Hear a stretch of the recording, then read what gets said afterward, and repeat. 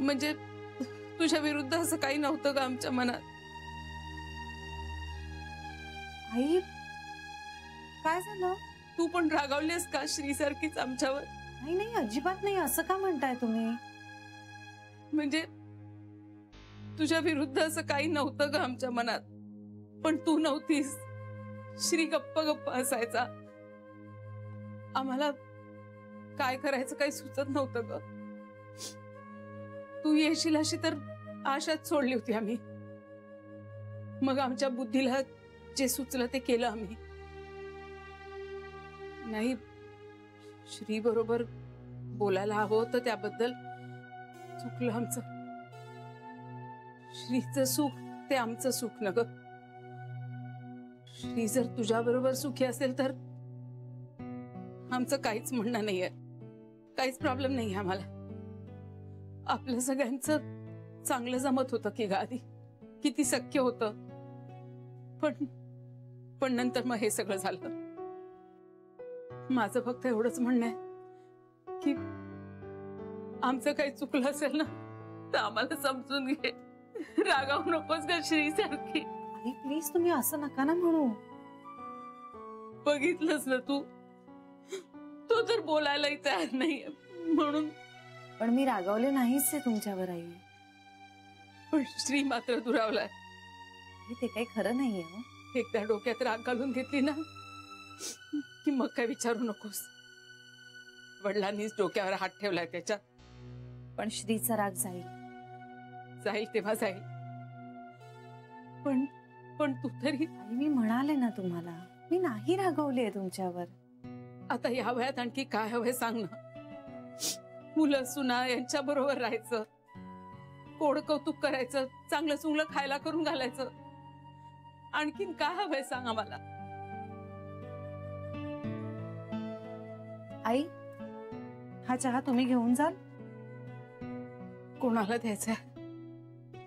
आई, आजी, काका आणि श्री. श्री माझ्याकडून नाही घेणार चहा. नाही घेईल तो, असं नाही करणार. तुला खरंच वाटतं असं? माझी खात्री आहे. तुझ्यापेक्षा जास्त ओळखते मी श्रीला. बघूया ना, घेऊन तरी जा. हे घ्या, खरंच घेऊन जा.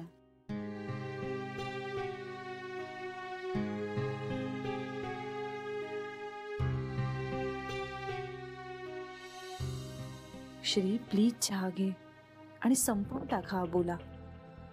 त्यांनी एक पाऊल आपल्या दिशेने टाकलंय तर आपण 4 पावलं त्यांच्या दिशेने टाकलीच पाहिजेत.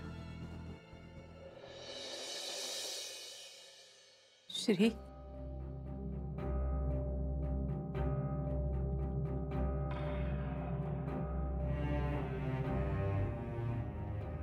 श्री, श्री, अरे कुठे हरवलंस? चहा घे ना.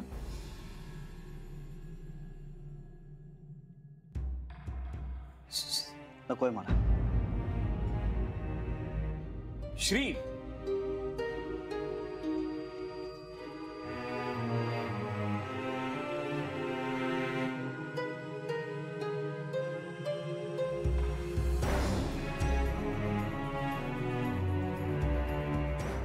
आई राहू द्या, मला द्या, मला हवाच होता.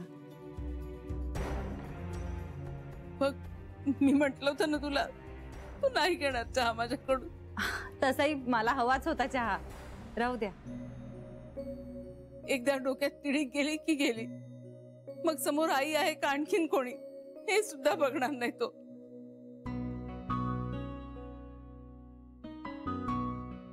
नर्मदा, दुखावलाय तो. आई पण मी माफी मागितली होती त्याची. माफी मागितली आणि लगेच तो नॉर्मल झाला, असं होईल का? वेळ दे ना त्याला. तापलेल्या भांड्यावर पाणी टाकलं तर चर्र आवाज होणारच.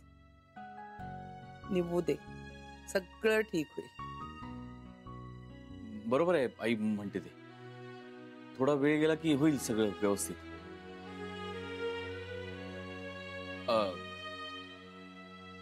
तुमचं झालं वाटतं आपापसात सगळं व्यवस्थित.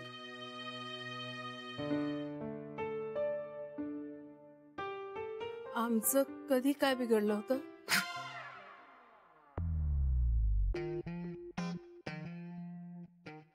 हो.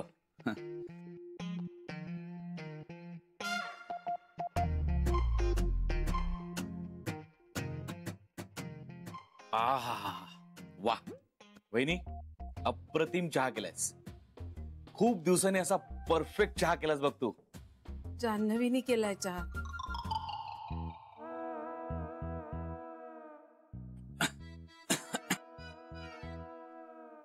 हो हो सॉरी सॉरी सॉरी. सॉरी कशाला? माझ्यापेक्षा माझ्या सुनेनी चांगला चहा केला तर मला आनंदच आहे त्यात.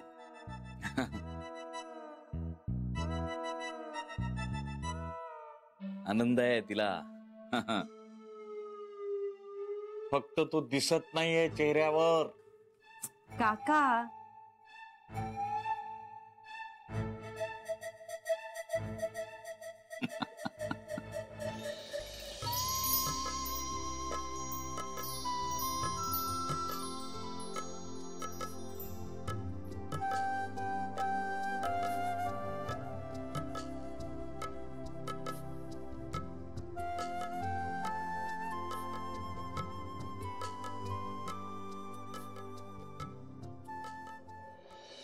दही भात आणि आमटी. हो हो लिहिलंय.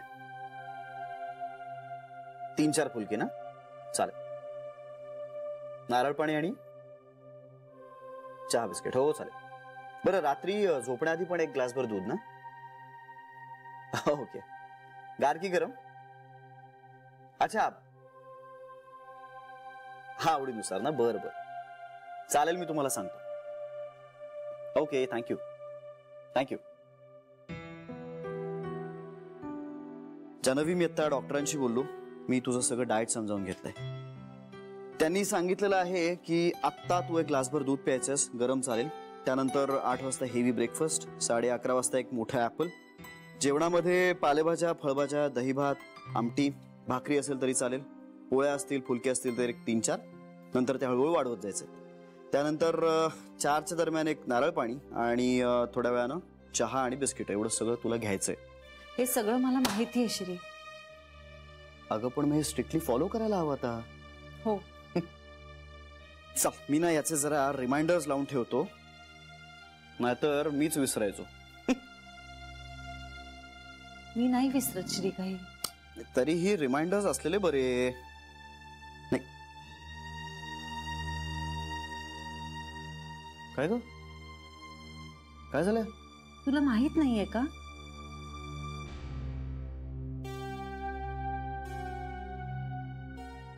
ओ अच्छा, ते श्री, साधा चहा होता तो. मला नको होता. अरे पण तूच हवाय असं म्हणाला होता. माझा विचार बदलला नंतर. याला काहीच अर्थ नाहीये श्री. जान्हवी, मी यंत्र नाहीये. अरे पण तुझ्या वागण्याचा त्रास होऊ शकतो त्यांना. माझं वागणं ही फक्त त्यांच्या वागण्यावरची रिॲक्शन आहे. आणि त्रासाचं म्हणशील ना, तर तो ऑलरेडी मला खूप झाला. चल, मला रिमाइंडर लावू दे. पालेभाज्या मी काय होतं, दही भात चालेल. आई, श्रीचा डबा पाठवलाय, जान्हवीचा सुद्धा पाठवला. पण तू अजून घरीच? हा, मला आज उशिरा जायचंय. ओ, आई, बोल.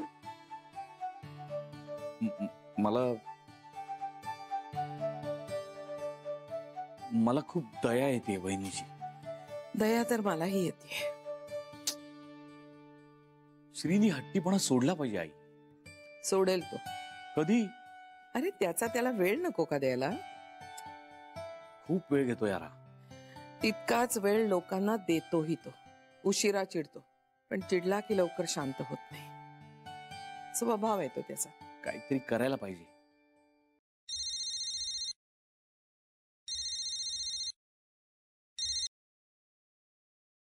हा बोल जान्हवी. हॅलो आयेजी, थँक्यू, डबा मिळाला. ओ या वेलकम. वा छान. डबा पाठवणार मी तिला, ती फोन करणार तुला, थँक्यू म्हणणार आणि तू म्हणणार हो हो वेलकम. छान. काका पण आहेत का तिकडे? हो आज डबा त्यांनी पाठवला ना तुला. नुसता डबा नाही, सॅलड पण पाठवलंय. हो सॅलड पण केलं. बरं बरं, आयेजी काकांना सुद्धा थँक्यू सांगा. हो ती थँक्यू म्हणतेय तुला. तिलाही सांग थँक्यू. त्यानं सुद्धा थँक्यू म्हटलंय तुला. सगळा डबा संपवला तरच. सगळा डबा संपवला तरच. अहो 2 माणसांचा डबा आहे तो. तू 2 माणसांचं जेवण पाठवलंस तिला? छे, 2 माणसांचं नाही, 2 मुलींचं पाठवलंय. ती आणि कारली. नाही का कारली नाही, काय गोबी नाही, काय काय ठरलंय, कैरी कैरी. गप्प बसा तू. पुन्हा चिडवायला लागले ना काका? हो ग, त्याला आवडतच ते. आता बेबी नाहीये ना, तर तू.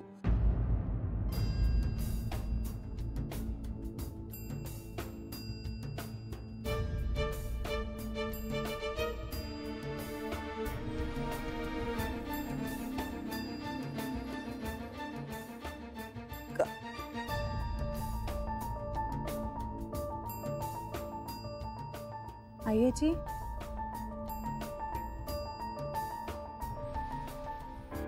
आयेजी. हा बोल बोल ग. आयेजी, श्रीचं काय करायचं आपण? तू बोललीस का त्याच्याशी? हो, पण त्याचा पारा एवढ्यात उतरेल असं नाही वाटत आहे मला. एकतर तो लवकर कुणावर चिडत नाही, आणि एकदा का चिडला की लवकर शांत होत नाही. तेच म्हणत होते मी कांताला आता. संपलं पाहिजे आयेजी.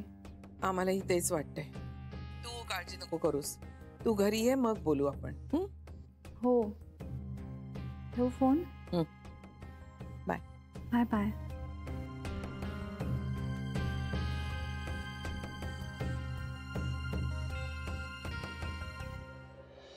श्री, मी आता दुर्लक्ष करायला शिकलो. आई जर मला गीताबद्दल सांगत असेल तर मी आईची बाजू घेतो, आणि गीता जर आईच्या विरुद्ध बोलत असेल तर मी गीताला सपोर्टिव्ह असा स्टँड घेतो. काय करणार, कोणाची बाजू घेणार? पण म्हणजे तू स्वतःचा असा काही स्टँड घेत नाहीस. कसा घेऊ? हे बघ, मी गीताच्या बाजूने बोललो तर आई दुखावते, आणि आईच्या बाजूने बोललो तर गीताला राग येतो. अशा परिस्थितीत कोणाची बाजू घ्यायची काही कळत नाही. मला असं वाटतं की तू सत्याची बाजू घ्यायला आलास. असं जमत नाही रेशा. का नाही जमत? श्री, मला गीताची बाजू पटते. ती म्हणते की शिळं अन्न खाऊ नये, एक्सपायरी डेट झालेली प्रॉडक्ट्स वापरू नये. पण हे सगळं गेली कैक वर्ष आईने घरात सेट करून ठेवलंय, आणि आईने जे हे इतके वर्ष सेट केलंय ते अचानक ब्रेक करणं बरोबर नाही ना. मनीष, तू नेहमी सत्याच्या बाजूने उभा राहा. हा, आता त्याच्यामुळे तुझी आई दुखावली जाणार असेल तर ठीक आहे, तिला दुखावली जाऊ दे. पण तू सत्याची बाजू कधीही सोडू नकोस. आणि गीताची बाजू बरोबर आहे हे तुला जाणवत असेल ना, तर मग फक्त आईच्या दडपणाखाली येऊन तू गीताची बाजू न घेणं, यातनं ना तू फक्त गीतावरच नाही तर स्वतःवरही अन्याय करतोस. मान्य आहे की आईनी सगळं सेट करून ठेवलेलं आहे, अनेक वर्षानुवर्ष सगळं चालत आलेलं आहे. पण म्हणून सेट करून ठेवलेल्या सगळ्याच गोष्टी बरोबर असतात असं नाही ना. काळानुसार आपल्याला बदलावं लागतं. श्री, हे सगळं बोलायला ठीक आहे रे, पण प्रत्यक्ष आईला दुखावणं कुणालाच नाही जमत. आईला दुखवण्याचा इथे मुद्दाच नाहीये. जे बरोबर आहे ते बरोबरच आहे. आता तुझं म्हणणं जर आईला पटत नसेल, तिला समजत नसेल तर ठीक आहे, तू मग तसं ते ऍक्सेप्ट कर.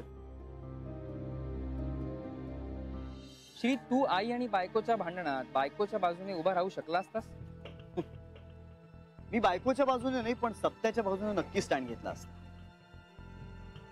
मान्य मला की आई सुद्धा एक माणूस आहे, तिच्याकडनं चुका होऊ शकतात. तिच्या चुकांची शिक्षा म्हणू नये, पण तिला तिच्या चुकांचं रिअलायझेशन होत नाही. तोवर काय? तोवर काय हे ज्याचं त्यानं ठरवायचं. श्री, जर तू माझ्या जागी असतास तर काय केलं असतंस? माझी बायको म्हणते म्हणून नाही, पण मी समजावण्याचा प्रयत्न नक्की केला असता. आणि तिला पटलं नसतं तर मग मी माझी नापसंती अगदी लाऊडली आणि क्लिअरली माझ्या वागण्यातनं दाखवली असती, दाखवत राहिलो असतो. श्री, बोलणं सोपं असतं. मनीष, मी कुठलीच गोष्ट नुसती बोलत नाही. म्हणजे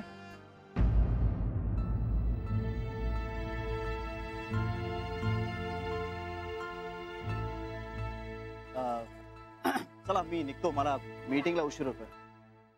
बाय.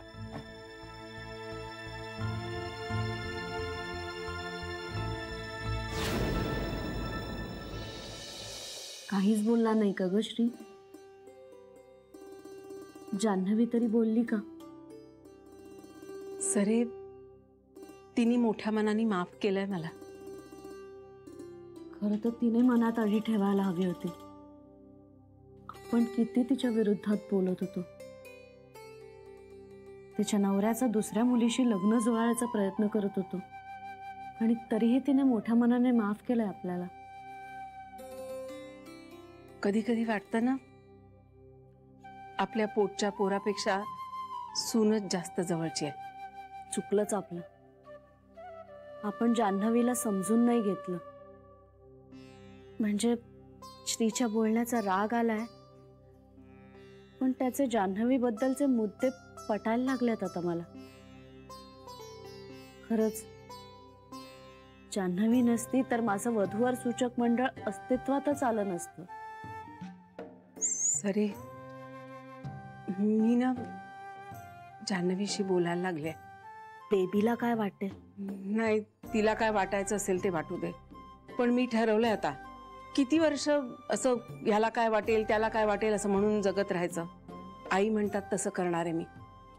आता माझ्या मनाला आतून जे करावंसं वाटेल ना तेच करणार आहे मी. आणि जान्हवीशी बोला ना की बरं वाटतं. आता सगळं काही नीट होईल असा विश्वास वाटतो. आणि सरे, आता मला तो विश्वास हवाय. श्री माझ्याकडे परत येईल हा विश्वास बेबी नाही देऊ शकत मला, तो जान्हवी देऊ शकते. आणि आत्ता या घटकेला माझ्यासाठी तो विश्वास सगळ्यात जास्त महत्वाचा आहे.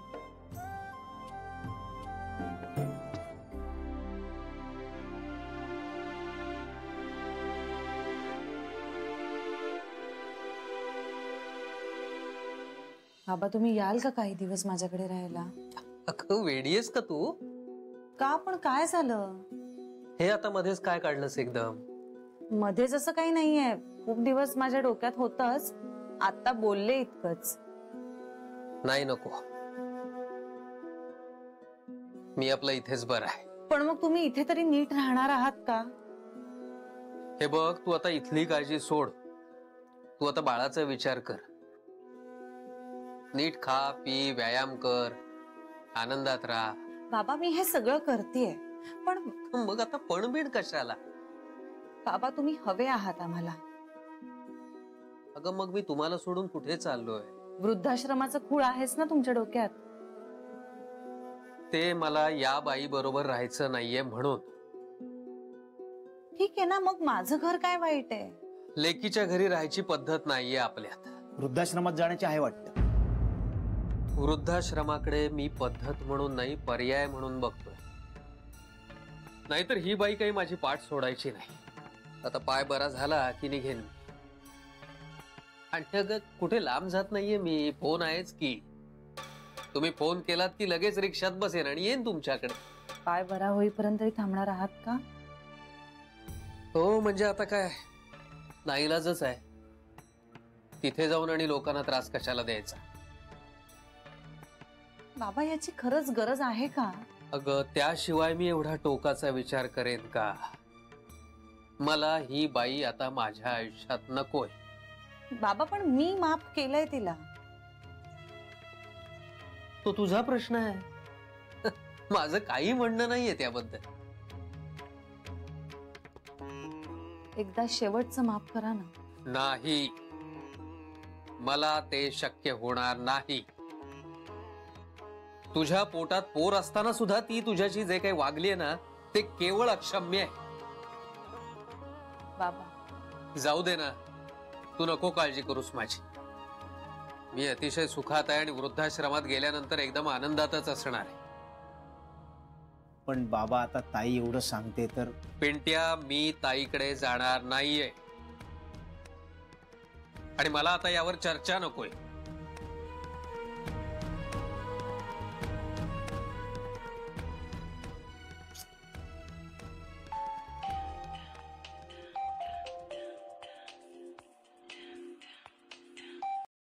हाँ श्री बोल रे. हो हो निघाले मी. Okay bye.